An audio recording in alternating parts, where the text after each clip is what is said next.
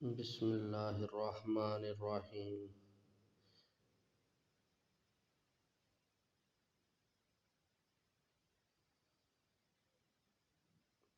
السلام علیکم پیارے دوستو، آج ہم اخلاق کے موضوع پر بات کرنے والے ہیں۔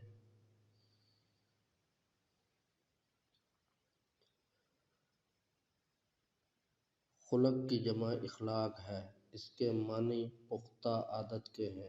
اصطلاح میں خلق سے مراد انسان کی ایسی کیفیت اور پختہ عادت کا نام ہے جس کی وجہ سے بغیر کسی فکر و توجہ کے نفس سے اعمال سرزد ہوں۔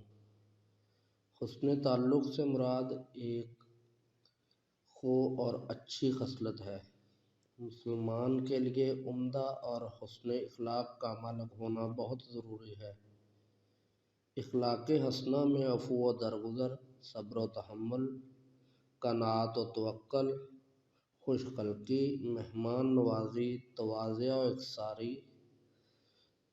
انکساری، خلوص، محبت جیسے اوصاف قابل ذکر ہیں۔ حسن خلق کی بڑی علامت یہ ہے کہ جب کسی پر غصہ آئے اور اسے سزا دینا چاہے تو نفس کو ہدایت کرے کہ اللہ تعالیٰ کا ارشاد گرامی ہے،